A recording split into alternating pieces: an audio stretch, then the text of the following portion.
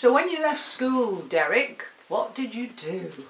I was going to work on a farm, but the farm man down there, he told me to get up to the garage, and I did actually start work for Rufus Carr in January '53 and stayed there for I think 6 years, because I was deferred, and so I was there for 6 years. And what was Rufus like to work for? He was such a character, it seems. Well, he was a hard taskmaster, but having said that, he worked with you. He weren't there in a white coat, and we were watching. He also had Mrs. Carr working in garage, cleaning the floor as well with a shovel. So you'd be a kind of an apprentice? Yes, yeah. In the business? I was, yes, yeah. And we had our ups and downs like you do in any other place there, and as well as 2 incidents. And he was to say he founded that business through the slump and whatnot. He was always meticulous with buying things and not wasting money and that kind of thing. And he had 1 or 2 sayings and whatnot. And I was coming back in the wagon, it were, this was from Downham. We'd been somewhere else, but we're coming from Downham, and this car were under my feet, and I were driving, and I just muttered something about this bloke under my feet in this car, and Rufus says, "I'll tell thee what," he says, "I'll bet that fella driving that car bought that car with his own money." And then when we was somewhere else, and we're going to go down the hill, that was it, and so I changed down in the gearbox, you see. "What's they done that for?" He says, "Brake linings are cheaper than gearboxes." Did you ever work on a gearbox? Oh yeah, we did, yeah. But he had these sayings, yeah. And I always remember we'd sold the tractor to I can't remember just where we took it, and Rufus, it was a Saturday, and Rufus took it, and I went with him, and when he was chatting away to the farmer, this farmer didn't realise he were asking Rufus what Rufus' car were like. He didn't realise he were talking. Did Rufus say, "A fine gentleman"? yeah. But as I say, he was a hard taskmaster, but he worked with you. Yeah. And so did you supply vehicles to people in the village, farmers for instance? Oh yes, yeah. And we were mainly agricultural engineers. So he'd go over to Yorkshire and buy tractors when they'd done the lifespan on these ploughing farms. He'd go and buy them at York and Driffield, and then bring them back here. And originally I had to clean them with TVO and a paintbrush to get all the oil and stuff on before we painted them and all that business. What's TVO then? Tractor vaporising. All right. And eventually he bought us a steam cleaner. That were great, it were, with a steam cleaner. And what did that consist of?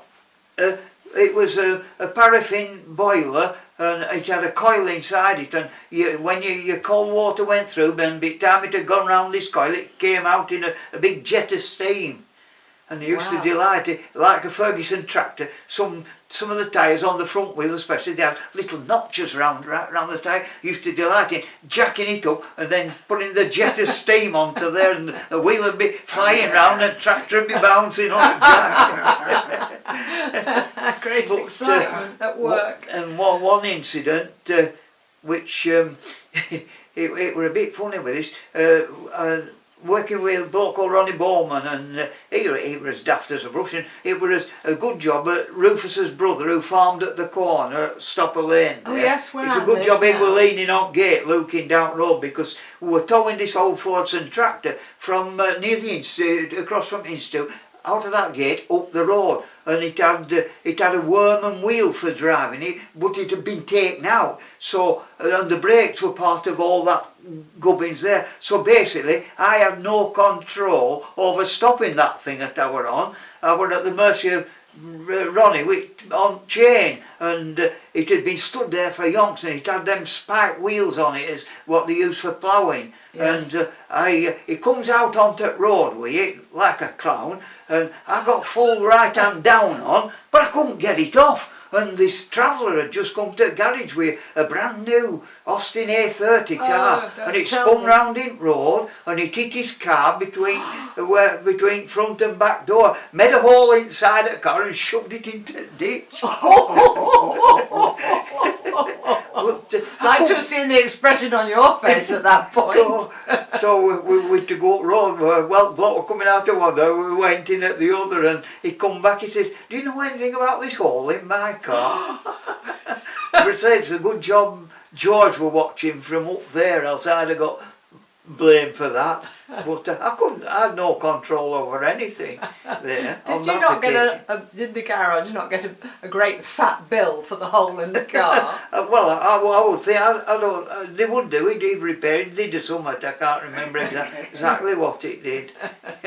And didn't you have something to do with the first tractor at the Robinsons? Mechanised. Well, yeah, after we were Ford agents for tractors at one time, and I can't just remember a lot of, but as far as I know, Robert Robinson, I think they got the first one brand new, and that picture shows Bennett sat on driving seat, don't it, when they were collecting it. Yeah. And as far as I know, they still have it. It's in storage down there. Oh, what, the tractor? Yes, really? They still have it, yes. Ooh, we probably ought to get a picture of that. Yeah. We got a picture of you in your... How old would you be in the picture? Ooh, what, 19 or something? I'd be younger than that, I think, on that picture. Yeah. Yeah. I think Bennett drove it, didn't he? Well, he were only sitting on seat. Yeah. His dad would probably drive it. And I think Tommy Altham's on the picture as well.